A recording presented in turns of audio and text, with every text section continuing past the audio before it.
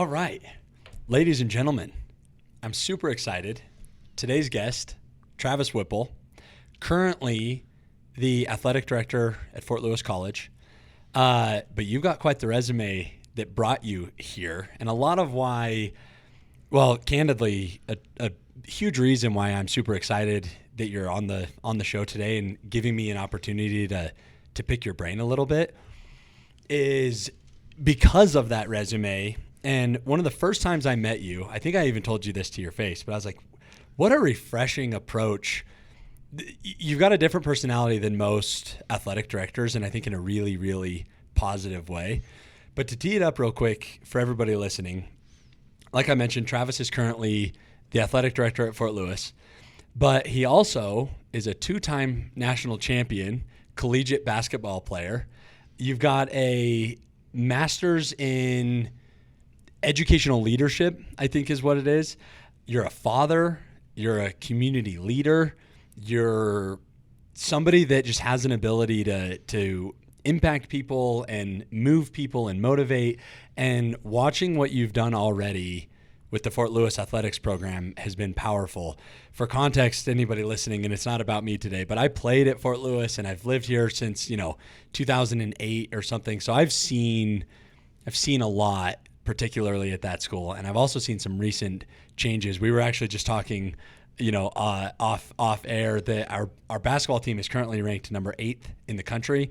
And I think we have like the top 5 attendance numbers. You'll have to correct me on my exact. You got it. You got the numbers right. And it's a real honor to be on. And thank you so much. That was a tremendous introduction. So I better live up to it on this episode. I didn't butcher it too bad. No, it was phenomenal. Glad to be here. Thank you. Remind me where you played when you won the national championships, because I forgot that detail. Yeah, so I grew up in Minnesota and I played Division II college basketball at Winona State University. So very similar size institution and community as Fort Lewis College, and just had an unbelievable student athlete experience that really changed my life. And it's the driving force on why I'm here today and why I got into this profession.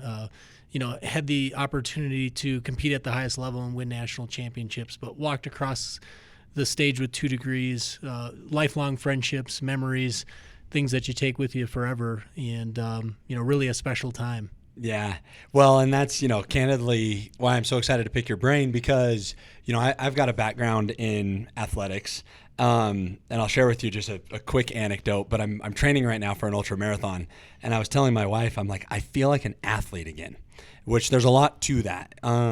And one of the most powerful things I think about athletics is the life lessons and the parallels with life that you get to learn on the field, so to speak, or on the court or in the rink or wherever it is, that translate in such powerful ways to life. And it seems to me one of the coolest things about your perspective, when we first met, you had this saying of graduating champions.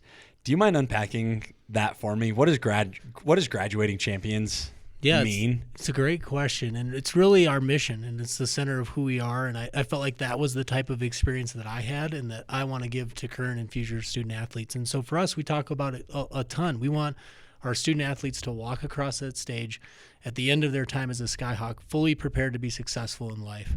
So that's on one hand. And then on the other side of that equation, we want to be and put them in competitive situations where they can reach their full potential and compete for championships and leave here as a champion. And so putting those two things together, which is why I love the Division II experience that we provide, is because you can have that. You can have both things. You can have a life in the balance. You can be involved on campus in the community. You can have a 3.0 GPA or higher. That's what we're shooting for, 3.25 amongst our 500 student athletes. We want to get involved in community service. Our goal is over 2,000 hours of community service. And we want you to be a successful member of our community when you walk out of the doors at Fort Lewis College. And I think there's many things about your perspective that I think make you unique in terms of what you bring to the athletic director role and your community and all of this stuff. But I think that's one of the things that stood out the most to me in our early getting to know you times, is that you've somehow have this perspective that goes beyond athletics in a pretty profound way, but that ties back in, and I think positively impacts athletics. There's also, I think that the fact that you've got, your master's in, I'm going to butcher it again, but educational leadership or whatever it might be. Did you always kind of see yourself in a leadership role in higher education athletics? Because what I'm trying to figure out is, when did the evolution happen of like you realize that athletics is so much more than just what it is? Was that always there and why you pursued the career, or has that kind of happened, through experience? I had a really defining moment in my student athlete experience, and so some context backing up. When I got to college, I really thought I was going to be a teacher and a coach, and really excited about that and loved it a ton. And then through my own student athlete experience, I got involved in a group called the Student Athlete Advisory Committee, which is an NCAA term. Every Division II school has a SAC, Student Athlete Advisory Committee. And I got involved in it and just, I loved it. And then I started working in the department as a work study student worker. And very definitively, I remember towards the end of my junior year and going into my senior year that I knew that transition was happening, that certainly I have a ton of respect for teaching and coaching and love working in that area. But really, this is where my passion was, that, I could just see it all come full circle, that I could have an opportunity to help impact that next generation and give that type of experience that I had. And I just don't think it all would have come together if I wouldn't have said yes to getting involved in the Student Athlete Advisory Committee. And I kind of worked my way up and became president of that organization and at our school, and then represented also at the conference level at the time in the NSIC. And so I think all of those things combined with then being a work study kid that was just willing to do whatever, set up for games, help in any way, be in the office. I think grabbing the coffee. Yeah, exactly. I was just around and doing whatever I could to be involved with it, and I fell in love with it, became a passion, and that's what continues to motivate me is, trying to give that type of experience that I had to student athletes. And they're at such a defining stage in their life when they're in college, and really trying to prepare them for life ahead and to be great role models, citizens, community members is a big part of our mission. What about that experience changed that perspective and that trajectory specifically, being on the Student Athlete Advisory Committee? Yeah, the advisory committee. The SAC.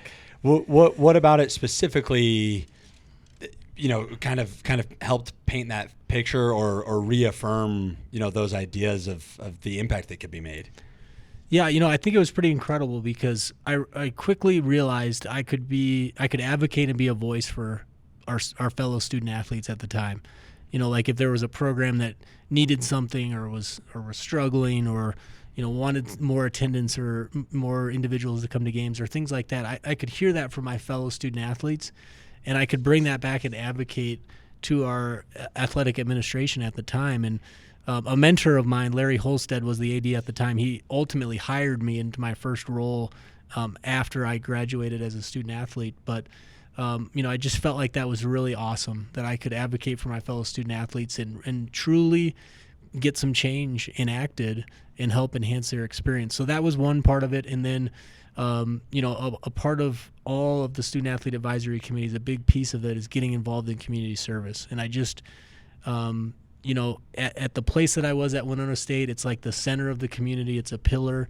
And we were really making an impact in connecting with people and helping in a lot of different ways. And so those things were really powerful. And then I got that behind the scenes look at, what goes into setup for a game, what goes into being a great athletic department, all of those behind the scenes things as I was working. And I was like, gosh, if I could figure out how to package all these things together, this would be the perfect career. And then I mentioned Larry earlier, a ton to him, but he approached me at the end of my experience and was like, I think you've got what it takes to be in this business, and we've got an opening. Would you come on board? And so, I'm 23 years old as an assistant athletic director. And, through that, I quickly learned I need to get my master's if I want to, continue to impact change and be involved in the higher ed landscape. That's an important aspect to it. And so working full time, and then I started on my master's. And all of this is while you're playing? So the very last, yes, all this is happening while I'm playing over the course of this 4-year experience. And then at the very end, I really got more involved in the athletic department my last semester. So you can redshirt in college athletics. And so I redshirted, and then I had 4 years left to compete. And so I finished my degree mid-year and then started my master's. And then once I got hired in the department, I finished my master's and working full time. Help me understand the mindset, because and I don't know all of the details of your playing career, but it sounds like you were a force. You were a player. You were kind of getting after it, and almost would go so far as to say a star. But you were definitely a starter, and hugely impactful on the team. And I apologize that I don't know all of those details. But what I'm curious about, because I think it's fascinating, here we have a starter, on the college basketball team. What in the world made you think I'm going to also now get involved in this advisory council? Help me understand your mindset behind that, because so many you didn't need to, is my point. You're the star on the basketball team, and you got all this other stuff going on with school and all of that. There must have been something there. What in the world made you want to get more involved in these other capacities? Do you know, or was it? Yeah, I think it's just, at times when you're a leader, there's just this innate opportunity to step up and seize the moment. And, I just felt like, to go back to some comments earlier, is like I could help advocate for our fellow student athletes. And I think in our situation, we were a good team. So we won 2 national championships. You're okay then. We played in 3. So we played in 3 games. We won 1. We lost at the buzzer. We won 1. Wow. In that stretch, we won 57 games in a row. And so, I felt like we were role models. And that's something that we talk about to our Skyhawks about, is you're a role model as soon as you put on that uniform. And I just felt like that was an opportunity, and I should walk through that door and seize it. And there could be lifelong lessons and other things that become of that experience, helping to guide and shape and inform athletic administration on behalf of student athletes, and then getting, community engagement, et cetera. Because you felt an obligation as a leader? Or yeah. I felt like at that time and place, we were looked up to in our department. And I felt like if we weren't going to take a step forward, then, who else would? And so I think when the light's on you, you step up and you help and you make an impact and hopefully create some change and make the experience better for somebody. What a powerful perspective, though, because I think so many people in life, the spotlight can do interesting things to people. A lot of times I think it depending on personality traits and circumstances, and obviously there's, 1,000 variables, but many times the spotlight can sort of create dynamics of entitlement, and the rules don't apply to me, and I can do this or I can do that. I think it's fascinating that when the spotlight was on you, you chose to take that as an opportunity to rise up and, make meaningful impact. Did that come from how you were raised? Did that come from because you were identifying that there's changes that needed to be made and you had a vested interest in improving the athletics? Is that just who you are? I think it's interesting that you would take that approach with the spotlight on you in a very, very great way. I'm fascinated as to why. Yeah, it's a great question. Well, a ton of who I am and what I've done is certainly attributed to my parents and my family, and very fortunate there. And then I think as you go through different stages, you've got mentors and people that, say something or see something in you, and then boom, it's like, I can do this and I should do this, and it's the right thing, and I could be a voice for others. And so definitely had a lot of mentors throughout my career, whether it's at Winona State or as I progressed throughout my college athletic experience. In terms of the professional side, I've had a number of great ADs, number of people that have really invested their time and their talent in me. And that just made me want to, walk through that door that much more and be successful and hopefully, represent them in a good way. Yeah. It's like, somebody else believes in me, I might as well believe in me too, type of thing. 100%. Do you feel like you bring that to your role now? You're because you're definitely trying to impact the student athletes off of the field, which is, I think, in my opinion, from my perspective, what I'm probably the most fascinated about. Is that because of, your past experiences? And am I reading into that correctly, that that's a key priority for you? Huge priority. And, something we've developed over the course of the last couple of years is life skills sessions, different topics, career exploration, nutrition. I got to talk at one of them. Yeah, skill. You were a great guest. I You were forgot. awesome. Yeah. And I forgot what it was called, but yeah, the panel. Yeah, absolutely. That's an important aspect. Again, we're developing leaders and people, to move forward in life, and not just for their time at FLC. And I think student athletes in particular, and obviously anybody can fall into this category, but student athletes, you mentioned it, there's a lot that you learn from each other, from being on a team, from time management to how to work with people, to other dynamics. And so I think their natural ability for them to be leaders and to step up. And so I try to model that. We've just tried to present a great plan and a level of excitement around our department and, encouragement. And something that's important to me is I try not to miss any home games, which it's tough, and it takes a great family that supports that. And, I wouldn't be here without Kim, my wife, and our kiddos that are supporting that and backing that up. And, that's a really important part of it. But I try to model it, try to be there, try to show up for our student athletes, and maybe that can create a different, interaction or connection that then lets them feel comfortable and lets them know that somebody's got their back, and kind of back to the point of somebody sees something in them to help them push forward in their life. Yeah. I love it. One of the things I'm trying to figure out how to articulate, because it's complicated, is the importance of athletics. Obviously, and especially right now, I think with, the evolution of NIL and, there's always the financial component to things. But I come from a perspective of how important athletics are for life skills and character development and things like that. When I graduated from Fort Lewis, I got a job at Enterprise Rent-A-Car.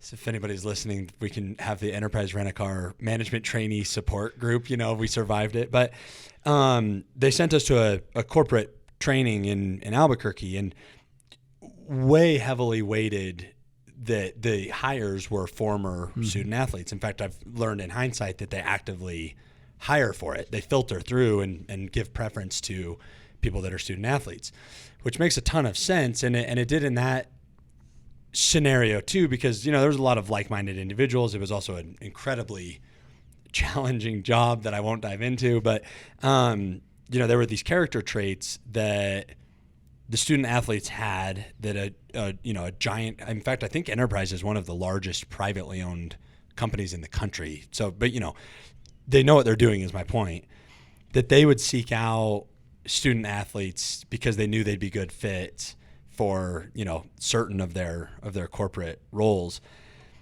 I'm curious because on the flip side of that, and that's because I've got the benefit of experiencing it. And, if it weren't for football, I literally wouldn't be here having this conversation with you. I wouldn't even been in Durango. Yeah.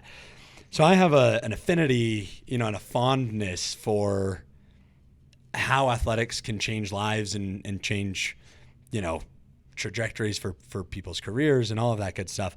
But at the same time, I also feel like there's somewhat of a stigma on, are they even going to school? And it's all about the money and, NIL deals, and they're I think culturally generalizing, obviously, but that there sometimes can be a bit of a tendency to negatively overgeneralize characteristics about student athletes. And I'd love to hear from you your perspective on all of that and why college athletics matters to begin with. Yeah, well, it's a lot to unpack. I know great question and well said for sure. I'm proud of our student athletes. I think that's the best example I can give is that, we're striving to have a 3.25 GPA, over 2,000 hours of community service. We want to compete in the top half of the conference or better.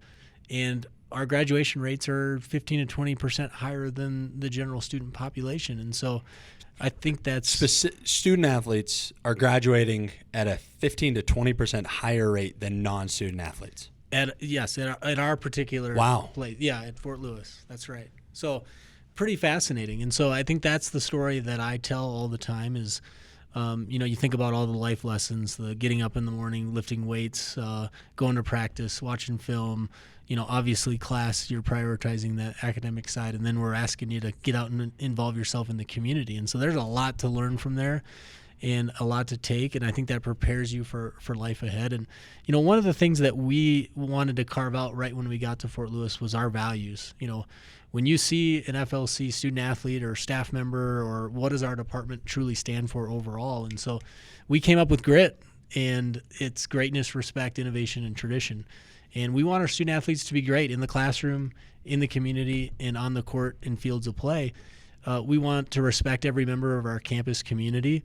And as I mentioned earlier, when you put on that Skyhawk uniform, you're a role model, and you should step into that and embrace that. We want to be about innovation. We survey our student athletes all the time. We want to be, looking at ways to improve and to do things better, and, specifically want to be innovative in our connections with the community and alumni. And then tradition. We're not here unless those that came before us paved the way. And so those are our values. And I think when you see an FLC student athlete, they're going to mirror those things in anybody within our department. And so I definitely see a huge value in higher education and, intercollegiate athletics. Again, it changed my life and wouldn't be here if it wasn't for that experience and, having a scholarship and being able to pursue what I love to do and get 2 degrees while I was at Winona State. Yeah. The other unique thing about sports in general, athletics, is that you either win or lose.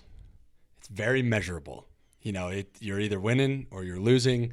I'm curious because you're obviously where you are because you have a great deal of leadership skills, and there's an argument that you're even a better leader than you were a basketball player, but because you're doing one of them professionally. No, I'm kidding. But exactly. But I'd love to hear your perspective as it relates to leadership, and the knowing the reality that sports is so cut and dry. What's your approach on losses, but really difficult situations, areas for improvement, those challenges that I would imagine, as an athletic director with such a diverse oversight, you've got departments that are performing highly, you've got departments that aren't. There's probably components of even those departments that are a lot of complexities that you're managing. I would love to hear your philosophy and your approach on areas for improvement and how you tackle that, when it comes to leadership specifically. So if you're working with the coaches or, other department heads or whatever it might be, how do you approach the hard stuff? It's a great question. And I love how you framed it, because athletics is, every day we're a publicly ranked entity. At any point in time, you can see win-loss record. You talked about the Skyhawks men's basketball team being ranked in the top 10 nationally. And, I think for me, first and foremost, really want to set the expectations of what we're looking for through our core values, through some other things that we have lined out for our coaches and staff, and then collaboratively developing a strategic plan and not just putting it on a shelf and, going through that process and having a nice looking document, but really having a living, breathing scenario that, the things we're going to go after are what we're outlining in that plan and what we've agreed upon, et cetera. And, I think when you talk about accountability and, working with people, I think, first and foremost, relationships are so important to me, and, proud of our team and love working together. And, that doesn't mean every day is, incredible and great. And there's not tough stuff we've got to deal with and go through. And so, I think just being who you are and following that and staying true to your plan. And then, something we always look at is, we're going to measure against, what are the resources that you have in a program? Because you mentioned every program is different. No two programs are alike. In our situation, what are the threats that you have? What are the strengths? What are the resources? And how do all those things kind of measure up? And one of the things that I've found so often, and I thought people were really hungry to be successful in all the areas that we're talking about at Fort Lewis College in terms of our priorities. They were hungry for success. And sometimes it's just subtle shifts and small changes that can make such a huge difference. And so, we made some tweaks, last year and coming into this year. And, again, just to look at one metric doesn't mean it's everything, but, for the first time through our fall semester, Fort Lewis College as a whole D2 athletic department was ranked in the top 20 nationally, number 19 in the Learfield Cup standings. And so, that's just one of many metrics, but I feel like I'm just incredibly grateful that, we were able to collaboratively, our whole department, our campus community, everyone's involved in that and has contributed to that, came up with that framework and that plan, and we followed it and we pushed forward. So those are some of the things that we talk about. And, I feel like if you've got great relationships on the front end, it can make maybe a difficult conversation a little bit more easy. And, this idea that I want you to be successful and that there's mutual respect and we know we're working towards the same thing, I think can go a long way in leadership. And it's interesting that you started that answer with establishing expectations, because I feel like then there's a benchmark to measure against. One thing I think would be interesting to hear your perspective on, and I'm way overgeneralizing, but generally speaking, if you're in athletics, you have similar personalities. You're usually motivated, you're usually competitive, you usually want to win. I mean, they're also typically probably strong personalities, which, so in the business world, a lot of times if I'm too similar to someone, it can be really challenging because we have big personalities. We're, headed the same. It's like sometimes in the business world, it's great to purposefully have different personalities, like intentionally, somebody who's more detail oriented or somebody who's more visionary, or the person that, is more creative. And you kind of can create this mix of personality traits to create a high performing team in the business world. By nature, I feel like the athletics world, again, generally speaking, but has some pretty similar personality traits. Do you find that makes that whole idea of establishing expectations, going after the same goal, building the relationship, does that make it easier or harder? And what does that look like when you're trying to coordinate with so many different people and so many different things? Really good stuff. And, kind of to copy the business model a little bit, we look at strengths, especially on our administrative team. So we're talking about our core group of administrators. We're looking at everyone's strengths, and we're, trying to figure out how to flex and work together and, put all the right pieces in place, the right people in the right spots on the bus, so to speak. And so, and then certainly you broaden that, and then you look at, coaches and others who are typically extremely motivated, driven individuals, want to be successful. And so how do you mix all that together and to work collaboratively? And, the single best thing and answer that I could probably give you is, what is our common focus and common goal? And for us, it's around the student athlete experience. And so, whenever there's a difficult conversation or something's impacted or maybe a team needs X, Y, or Z or needs a tweak here, it's like, let's focus in on what is the common thread that we have. And that's the student athlete experience. And I think one of the things that Fort Lewis College does extremely well is to put students at the center. And we sort of stole it from them, is let's put student athletes at the center of all of our decisions and actions. And so I think that focal point really helps. Is the student athlete experience more important than the wins and losses? Yeah, 100%. It's great. I'm as competitive as anybody, and would love to win every time we go out there. But at the end of the day, if we're giving a great student athlete experience, if we're graduating at the rates that I mentioned earlier, if we're achieving in the classroom, if we're impacting our community, those things far outweigh the wins and losses. Now, don't get me wrong, I'm a competitor, but I think we're preparing people for life more than anything. One thing I'm curious which great answer, by the way, graduating champions. There we go. I'm sure you're familiar with the concept of feedback loops, and how certain things can make other certain things harder, and it can progress from there. Mm-hmm. In the world of sports, it's somewhat straightforward. If you're winning, you can recruit, and if you're recruiting, you can keep winning. The opposite is true as well. If you're not winning, it's incredibly difficult to recruit.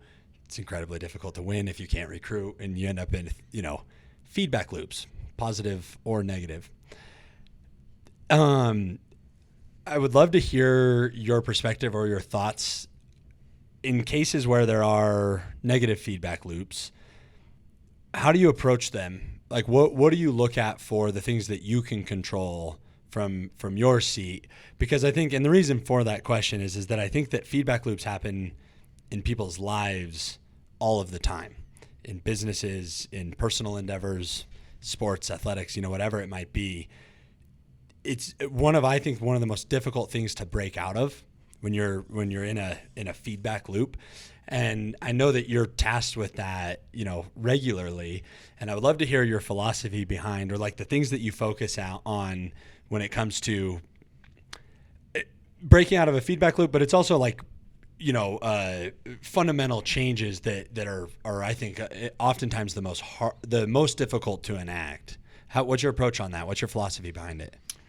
Yeah, something that I communicate a lot with our staff is let's just make the next best decision for us. Let's let's let the play go that just happened, or the sequence of events that just happened, and let's make the next right and best decision for our program. And one of the things that we've implemented over the last couple of years is surveying our student athletes. Like, let's go directly to the source and let's hear about their experience, because, they're our best recruiters. They're sharing their experience. They're hosting other student athletes when they come on their visits. They're giving the perspective of what it's like to be a Skyhawk. And so let's get right to it. And then let's give that feedback in a way that's the direct and positive and gets us going in a new cycle. And again, I think it's about stepping out and making that next play, and let's go get it. And, you can only control what you can control.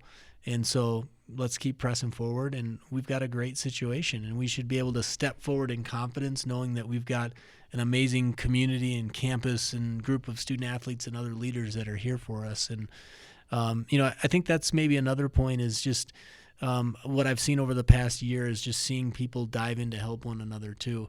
If you're seeing a coach that maybe had a tough loss or had a great win, that you're there to support them and boost them up and let them know that they're not on their own and they're, on an island, that they've got a group of people behind them. Do the next thing right. Control what you can control. Share the wins and share the losses. Yep. Love it. You nailed it. It's that easy, huh? Yeah, and mix in a little bit of hard work too. I didn't mention that, but again, we talked about it earlier. My parents made a huge influence on me, and they said, if you're not getting the results you want, roll up your sleeves and work a little bit harder. And I think you can have confidence in that preparation that you put into something, knowing that, hey, I've done the work and I know my craft, and I'm gonna go be the best that I can be. So I think that element of hard work too. Let's not forget about hard work. Yeah. I relate with you on that one in a huge way. If there's one thing that my parents instilled in me, it's, hard work, almost to a fault at this point, but, a very average skill across the board, but an ability to just work harder than, work harder than most. So, and speaking of hard work and, breaking these feedback loops and things like that, I also asked you if the student experience matters more than wins and losses, and you had a great answer about that it does matter.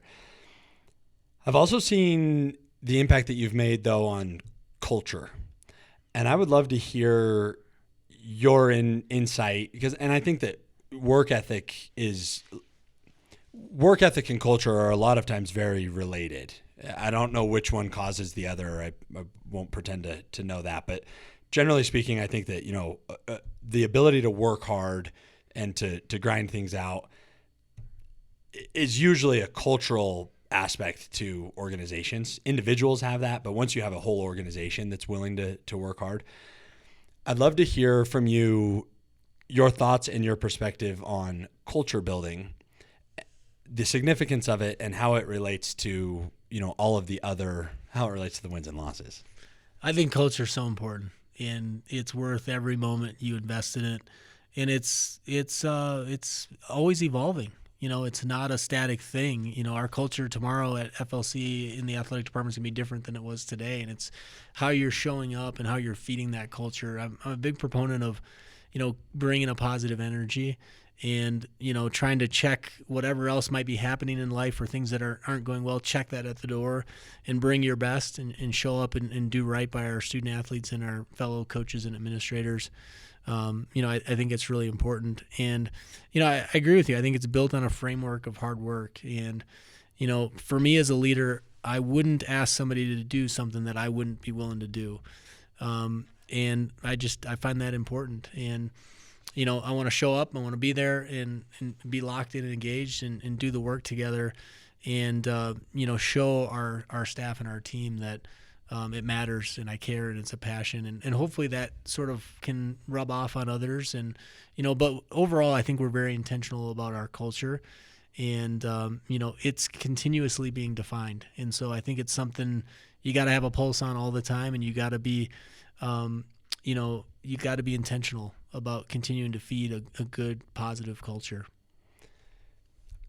What does that look like, the intentionality on feeding the culture? Because it's something that I'm fascinated to learn from you on. The ability to influence culture, I'm finding, is a very delicate balance. Because you can swing too far the other direction, from time to time too. Especially from your position, you're 3 levels removed from locker room culture on a lot of levels. Do you feel though like you have the capabilities to influence the culture all the way down to the locker room, and what things do you do intentionally? Because you also said that, which I think is a powerful mention, that you intentionally are influencing culture. First of all, do you think you can influence culture all the way to the bottom? And what things do you do intentionally to try to do that? Well, I've got a new survey question for our student athletes. Do you feel like the administrative team's impacting the culture, and how do you see that coming through? Personally, I show up at practice. I try to get on the bus and take a road trip. I mentioned before we try to be at every home game that we can, unless there's some conflicting travel or something going on in the professional realm, but try to be there at every game.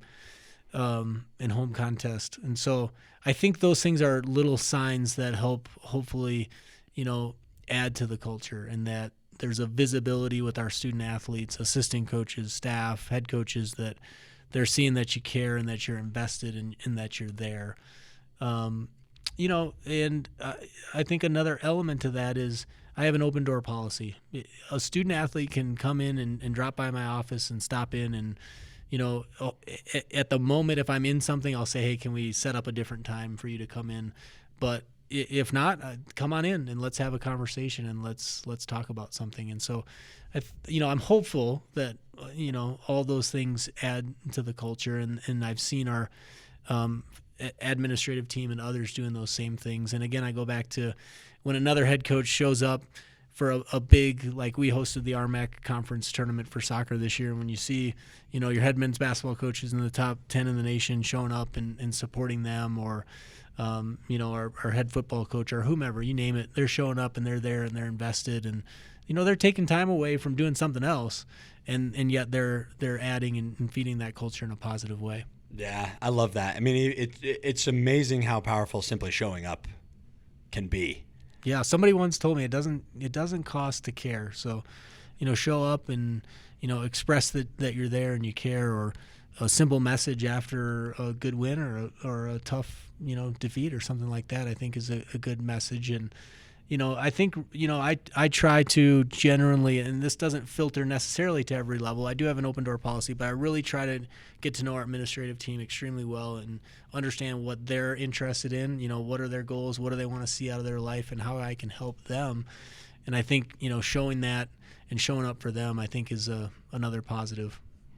Speaking of that, how do you prioritize where your energy is going to go? Because I would imagine that you are bombarded. I mean, the fact that you're on my podcast, I'm flattered, because I know how in demand you are, and, you're pulled in so many different directions with so many different responsibilities, and, you do care, and that's clear. And I feel like you've done a really good job of balancing that, of like showing this authentic care, but also prioritizing where your energy goes. How do you do that? How do you prioritize, what's worthy of your energy, and where you're going to invest in, and I would love your insight on how you're choosing all that.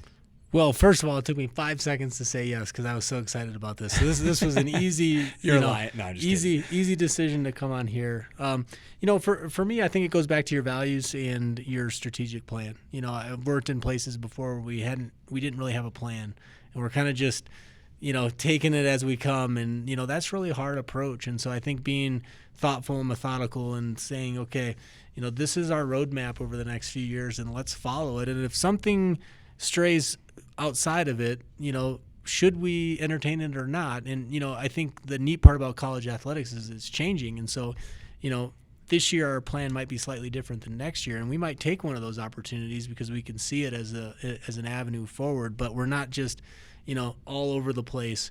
We're pretty streamlined. We've got a plan, and, I'm fairly routined. I think that's been a big part of, any success that our family's had is a pretty good routine of how we attack it. And, as you can expect, get a lot of emails and communications and things like that. So really try to plan out, this is going to be my plan of attack for the day. And, really prepping for those big moments that can, impact our department in some major ways. I think those are important because we want to move the needle. We want to show progress for our student athletes and coaches and staff. And I think that's an important aspect is you need to show some growth, and people get excited about that and want to be part of something that's growing, developing, and going to be successful.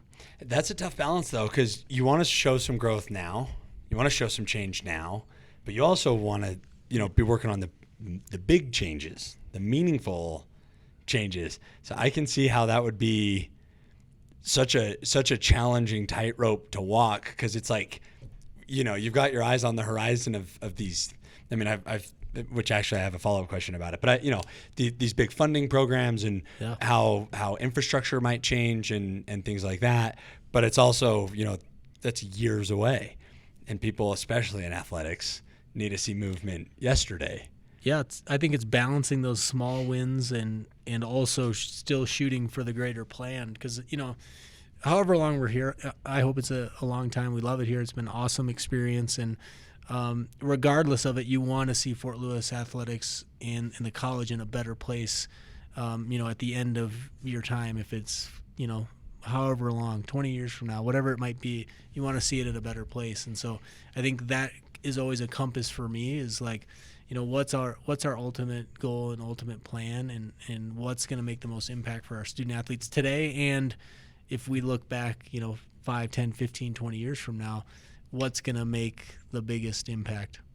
Is that because it matters to you, like personally? You care that you leave an impact, whether you're, because you're working on stuff that you may never see. Right. Yeah, it makes an impact because I think I know at the bottom of my heart it's going to make a difference for a future Skyhawk or a future student athlete, or somebody sitting in my chair one day, or a head coach, or any of the staff, is that they're going to pick up something that's really come a long ways, and it's in a better spot overall. And so that matters. I think there's a pride in that, and I think I want more for our community and more for our campus ultimately.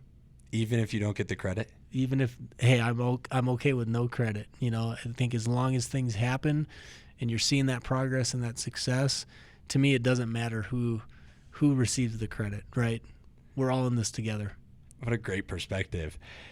There's another unique thing about you that I've observed, and it's your willingness to take feedback. It's like you can tell, you can tell certain times with people that they're confident enough in their abilities that they're not afraid at all of feedback and insight. And it's like, in fact, have you ever seen there's a chart that I joke about I volunteer at the fire department, and it's basically experience, which is a linear line, it's going straight up. And then there's the confidence curve, and it like spikes, drops all the way down, and then goes, way up over time. And so I feel like, your confidence and your experience have hit again because you're comfortable taking feedback and things like that. One of the unique things that I've seen you do is your advisory board, your advisory council, which is all with community business leaders, business owners, stakeholders in the local community and businesses and things like that. And I've watched your meetings with them, every few months, and having it a priority to have the community up to speed with where you're headed, but also, and I think that you're aware of this, I'm sure you are, but also it's like this open, and you've even in those meetings created an environment where, even somebody like myself who has no right giving any advice, can say, hey, have you thought about this or that? And people can chime in, and I feel like it's creating a community for one, and it's making the Skyhawks athletics be a part of that community, but it's also creating, I don't know, a space for cool feedback and looking at things in a different perspective. I also know you brought in, I'll forget exactly, but there was basically some consultants that came in and interviewed people and things like that. My point is that you've been willing to open yourself up to feedback and in some cases criticism. Where does that come from? Why are you willing to say, what do you think? I think to sum it up in the simplest form as I can is we want to be better. And, I think that's the only way you get better is if you really get good dialogue and feedback. And so, for Fort Lewis College Athletics, we should be a reflection and really a key central part to this community. And we should be serving the needs of our community. And then similarly for our institution and our college, we should be a front porch. And we should be, an opportunity to connect people or recruit prospective students or open the doors for somebody to come on campus that may not otherwise come but through athletics. And so, I think when you're thinking about it through those types of lenses, feedback is really essential. And I'm a firm believer. I think I'm a collaborator at heart. And so I just firmly believe that two minds are better than one, or a group can offer a perspective. And very fortunate to have such a great Skyhawks Club Advisory Council, which you're an awesome member of, and, have provided great insight and great feedback. And, when I first got here, and actually kind of predates even that, when I first accepted the job, one of the comments that Tom Stridicus, our president, and I had a good exchange on, I really want to do a full review of this whole landscape, this whole department.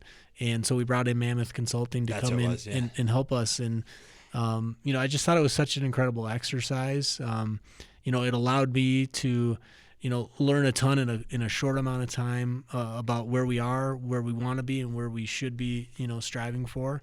And just learned just a ton of valuable insight and lessons from the community and our campus, and just a really good process. And at the end of the day, I just want to be better. I'm a competitor. I want to put our program in the best possible situation to be successful and meet those goals of our campus, our community, our athletic side of things, and bring it all together for the betterment of the area. And what a powerful perspective of I care so much about being better and making such a positive impact that I'm willing to get perspective and feedback from other people. That's a scary thing to do. Most people aren't vulnerable enough to say, what do you think? And it speaks to, I think, your commitment to betterment, like you had just mentioned, and we've even had a few recurring themes now of leaving an impact. And I just think that it's a powerful takeaway for me as I've been observing you, in leadership positions. I think especially there's sometimes this narrative that you need to have the answers. Like people are looking to you for the answers, and so the appropriate response is to say that you have them, even though, none of us do. We're all out here faking it. And I just think it's been so cool to see how you've formalized some of that though, too. You've structured it in a way to get the feedback and it's had those other unintended consequences, like I've mentioned as well, of there's people that genuinely feel invested in the program now that, I think didn't. And it's created that next layer of community, which then ripples out in such powerful ways. It's been so cool to watch. And I think that's a skill that so many other leaders can get better at, is, opening ourselves up for feedback and ideas and, where are my blinders on? What am I missing? What am I missing here? Yeah, I love it. We had a really good dialogue yesterday. This is a slightly different subject, but kind of along the same lines. We had a great dialogue with our kind of senior administrative staff the other day. And one of the things we've been asking each other is, what do you need that you're not getting? And, my comment was, and it's not that I'm not getting it, but I just wanted to re-emphasize that I just want a team that is willing to put it on the table, to be open and honest, and can see things that we either need to improve on or be willing to celebrate each other or the successes that are happening, and let's just be open, clear, and transparent. And I firmly believe we all get better in that setting. Yeah, it's such a cool perspective. I had Susie Fair on. She's a leadership coach. And one of the things that she tells me often is that clarity is kindness. And that's great. That's powerful. Yeah, having the hard conversation or saying the thing that you need to say in a clear way is actually kind, rather than the roundabout, like trying to influence or whatever it might be, because communication dynamics can become so complicated. Two-part question. Maybe I should ask it in two parts, but I'll ask it at one. I'm going to ask it in two parts. What's your favorite part about being an athletic director? No, without question, without hesitation, it's the student athletes. And then sort of 1B is relationship and connection and partnership with our coaches, our staff, our campus, our community. What about the student athletes? Just again, trying to give them a great experience and seeing them, come in a certain way and walk out the door or walk across the stage, get their degree, and they're ready to go out and make an impact. It's pretty cool to see that difference in between. And yeah, hopefully we win some games along the way, but it's pretty neat, pretty special time that you get to have an impact on, 18 to 22-year-olds. Yeah. And it's such a critical stage in life too. Huge. Like it really, I go back to my experience and, it changed my outlook. It changed my perspective. It changed my direction. I walked in thinking I was going to be a teacher and a coach, and I walked out, prepared to go and tackle this thing called athletic administration. And, 15 years later, looking back on it, wouldn't change any of it. Pretty special. Isn't it wild, with the benefit of hindsight, the little things too that matter? So a quick anecdote, but when I played at Fort Lewis, Coach Riff, early, so I came down. First time I ever came to Durango was for camp, and I was terrified. Smallest guy on the team, anyway, I was just so because of that though, I was a sponge. Like I listened to everything. I followed the instructions, exactly as it said. And one of the things that Coach Riff said early on was that he expected every single one of us to sit on the front row of our classes. It seems like a little thing, right? But it sounds good, sir. I will be at the front row, and I was. Every single class, I'm on the front row. It's not like anybody was accountability check. Nobody was like checking, but I trusted it, and I stayed on the front row even after I stopped playing football. And even today, if I'm at places or at a conference or whatever, I sit near the front. I've not always, but that was such an interesting thing for me. It's not about sitting on the front row. like sitting on the front row taught me so many other things, about being attentive and being present and focusing and prioritizing. I mean, all of these other lessons that came from the requirement to sit on the front row. And I think about that often. Same with, to this day. In fact, the Wells Group, where we meet for our advisory meetings, they give me a hard time every time I meet with them because I'm always early. And I said, well, I'm always gonna be early. Like that's and that comes from athletics too. And there's all these cool little things that you don't realize are impactful until you look back. And how grateful and so because of that, I graduated high school. I shouldn't even say this out loud, but I graduated high school with a 2.5 GPA, and I graduated college with honors. And I think a lot of it's because I sat on the front row. I mean, I'm oversimplifying it, but these little lessons that made profound impacts well beyond athletics. They call that front row leadership. Yeah. And you've mastered it, my friend. Pretty cool, though. Pretty neat to see what from the time you came in as a freshman to when you graduated and what you're doing now, crushing it in business, ultra marathoner, like pretty amazing. What a time in your life. And that's what I love so much is, there's an ability to impact that stage. And, you mentioned Coach Riff, who clearly had an impact. Yeah, and I still see him on the sidelines. He still comes and cheers at all the games. The second part to that question, potentially a harder one to answer, what's the most challenging or what's the most difficult, what's your least favorite part about being athletic director? Because I know it's not all sunshine and rainbows and, I think any leader would probably point to, just at the end of the day, the personnel side of things, right? Hopefully everyone flourishes and does great, and that's what you want to set them up for, and you want to build that relationship and establish it and help them get to where they want to go. But if something doesn't, work out, that's always, something that weighs on you as a leader. And, you look and say, what could I have done differently? How could I have impacted that person in a different way, whether it's a student athlete, a scenario where you're supervising somebody, et cetera. I think those are the tough moments, but it sort of re-energizes you at the same time because you're like, I can impact the next person, kind of that let's make the next right decision, the next best play.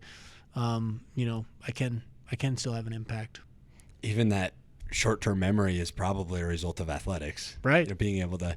So here's an interesting thought on that then. In your role, obviously, the athletic director, you've got everything, you're dealing with everything. It sounds like, when things don't go right, there's this ability to kind of look ahead or do the next thing right, short-term memory, those things that we talked about.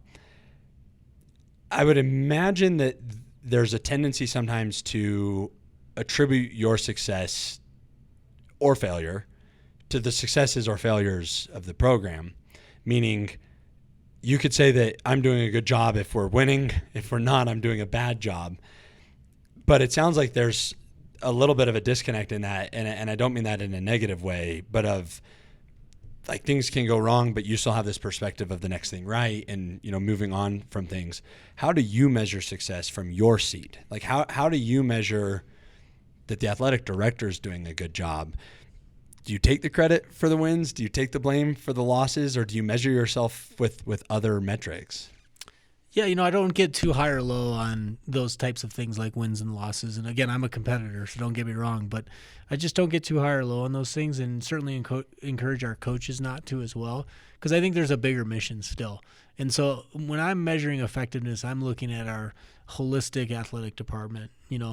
Are we graduating champions? Are we graduating our student athletes? Are we preparing them for life? Are we are we hitting our GPA targets? Are we getting out and serving the community? I try to look at the broad perspective, and then also looking at and measuring where we're at in our strategic plan, and where that ultimate target is, which will continuously move, right? As you hit it, you keep moving forward. Moving the goalpost, so to speak. Yeah, absolutely. But I think those are the things that, I tend to look at and am trying to measure and trying to understand. And, ultimately, I think when we sit down and survey our student athletes, or we do a leadership retreat a couple of times a year with our senior staff, and we literally have a panel of 3 or 4 student athletes.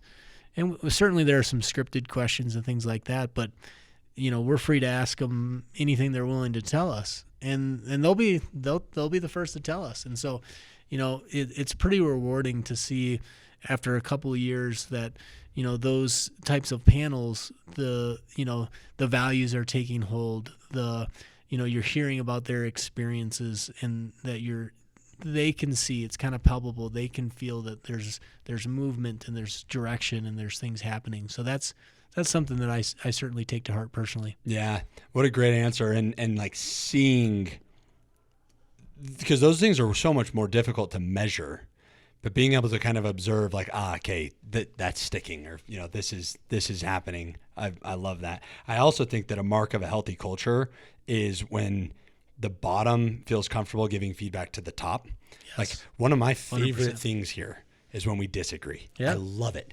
Like if I've got an employee that's like, we should do it this way, or we should look at it like that. That to me is like music to my ears. And we may not, agree all the time, but like knowing that, you're creating some situations where athletes can, give feedback and bring that to the top. Even that act of itself is an indicator of a super, super healthy culture. So I'm curious too, we talked about a little bit briefly the attendance records that we're setting with the basketball program. Help me with the exact, but I think we're like top 5 right now in Division II basketball attendance in the country. And for anybody listening, we live in Durango. I mean, we are a small mountain town, and people are showing up to the basketball games to the point where we've got the top 5 attendance in the whole country. I think there's more to that than just the wins. I think a lot of that is some of these other initiatives, but I would love your insight into, because, I've been going to the basketball games here for ever. I mean, for years, and it is so fun to start to see. I shouldn't even go down that, but it's so refreshing to like start to see a healthy sports culture coming back. And, obviously there's a very high level of sports to watch it with the basketball programs, but I'd love to hear if you have any thoughts or theories on, how come we're in the top 5 for attendance in the country?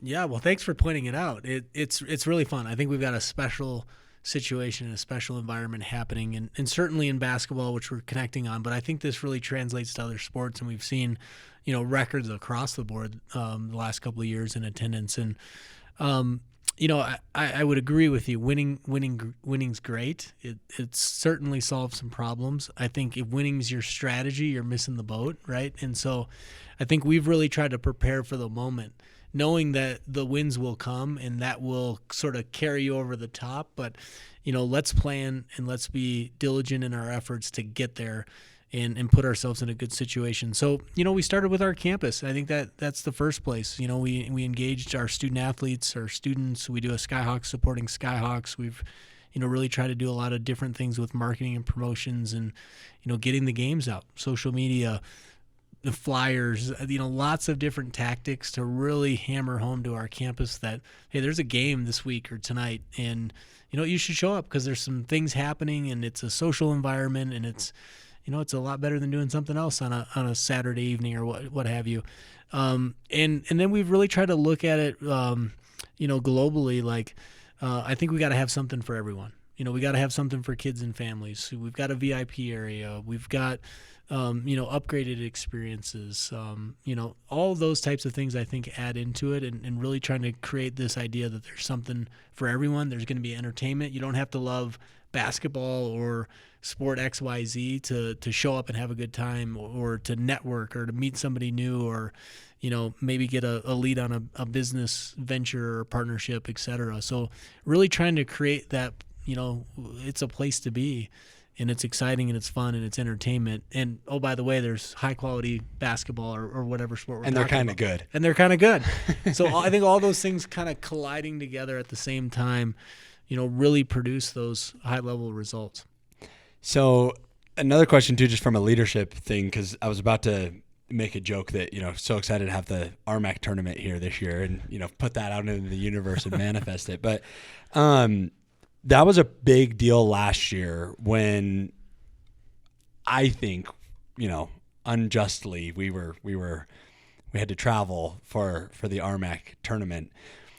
That doesn't matter. What I'm curious about is how you handled that. I'd love to hear, because everyone was expecting that it would be here in Colorado. I mean, we were even already working on promos and, and so I can't imagine the expectations that were there with your players and your coaches and things like that. And the reason I'm asking is because it's a microcosm for these larger lessons. But what was your message to the team last year when that happened? How did you handle that from your leadership position?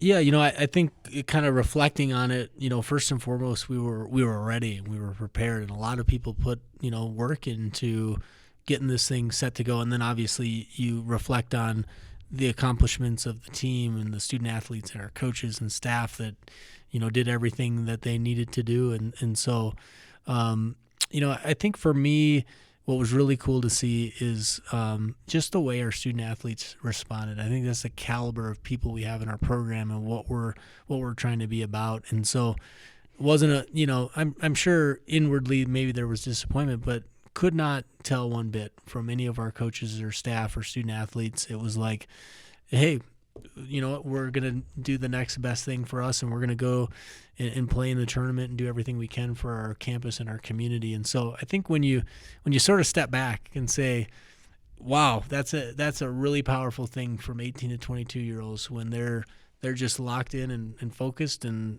hey, get to work. Business to usual. Yep. Next best thing that we can do, and let's get to work and let's go prove ourselves. And, I think, something that really fuels me and I'm sure fuels our coaches and our staff and all those associated is, we want to get back to that place. We want to be, able to host things here that helps, helps our campus and shines a light on Fort Lewis College because it's a bright place.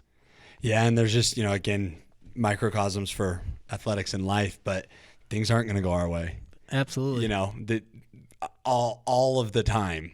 We have expectations that are broken and hurdles that we have to overcome. And it's so neat to see that, like, all right, well, let's get to work anyway. Here we go. I think so much how you respond to something is really going to determine ultimately where you can go and what your potential is, et cetera. What's your response to any given situation? Do the next thing right. Yep. Yeah. You got it. Travis, thank you so much for being here. Thanks for giving me some of your time, because I know how valuable it is and I know how many directions that you're pulled. So I want you to know how much I appreciate that. But more so than that, thank you for doing what you're doing. Thank you for being who you are. Thank you for making the impact that you're making, because I want you to know how significant it is that you're impacting so many lives through your role of, as athletic director and all the student athletes that you're getting to impact, but you're also impacting communities, you're impacting businesses, you're impacting economies, you're making a huge impact. And I want you to know how much I appreciate it and how much I appreciate the fresh perspective that you're bringing to things. I have a shirt for you, and I meant to have it here, and I was going to hand it to you on camera, but I forgot it. It's over there, so I'll give it to you when we stop recording. But it says on it, to inspire by example, and the reason why is because you are inspiring people just by living the life you're living, just by leading by example, by showing up, like you mentioned, doing the next thing right, and all of these great things that it's making, I think, a way bigger impact that goes so much deeper and so much more meaningful than just sports. So thank you a ton. Can't thank you enough. Really appreciate this opportunity. Honored to be here and honored to serve Fort Lewis and the Durango community. We're glad to have you. To the top. Yes.